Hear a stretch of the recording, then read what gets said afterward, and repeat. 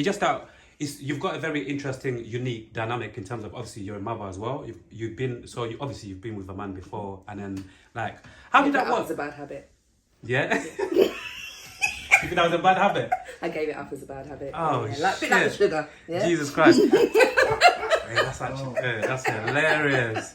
I hope he's not watching, man. I hope he is. Hey, mine was a bad habit, you know. Hey, imagine if I remember my kids one day, she just goes on camera and said, yeah, when I was with my man, that was just a bad habit I just got over, man. Shit.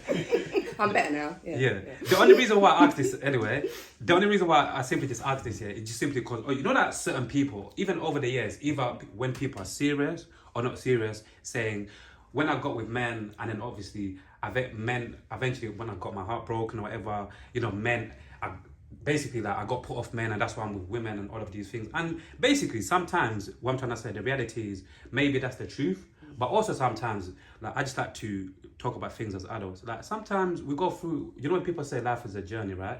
I believe, you go through different phases and stages. Yeah, right? Man, I believe that's what it is, and I feel like part of, again, this conversation, however you want to just talk about it, I feel like this could be a beautiful way to just, like, show people, like, no, this is just part of the journey, you get me? This is my process, and nothing too. It's not because of this. Nothing too deep. Just simply. It's not because a man hurt me, and now all of a sudden you get what I'm trying to say? Women. And it's just your personal journey. No respect to you straighties, but in the heterosexual community, I think, especially for lesbian women, we experience that a lot. Yeah. You know, you just haven't had the right man. You just haven't had a good dicking down. Yeah, That's it's what true. You need to sort you right That's out. what you need. That's the barrier that we experience a lot. Yeah. But actually, I was always attracted to women. Okay. So I had my first crush on a girl when I was 14, but I never acted on it. So I had a little fling when I was 17 with a girl, and it was such an emotionally charged. Women can be quite emotional creatures. Yeah? Hey, big up to my lesbian friend. Hey, Alex. Hey, big yourself up, Alex, man. Yeah, my lesbian friend. Trust me, she says that as well. So we can that it kind of frightened me off. The intensity of the emotion of that situation at 17 put you off. Didn't put me off, but it just frightened me.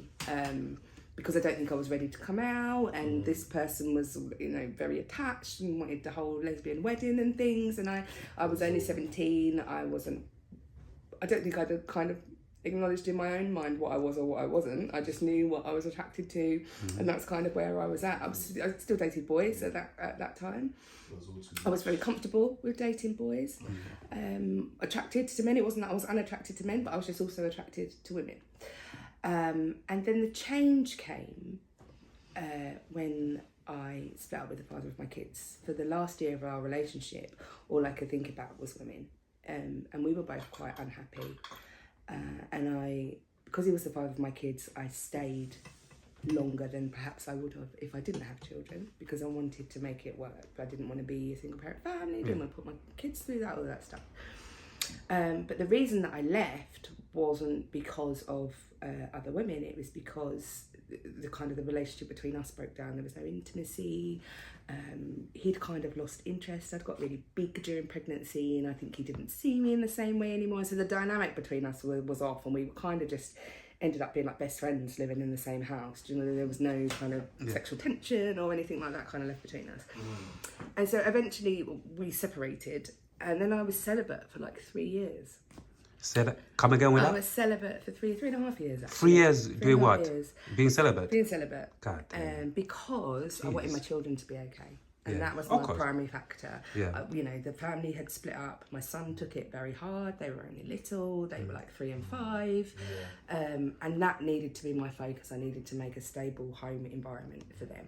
And so for that reason, I just didn't date. And then eventually that whole desire and wanting to just switched off. It actually took quite a lot for me to get back out there again.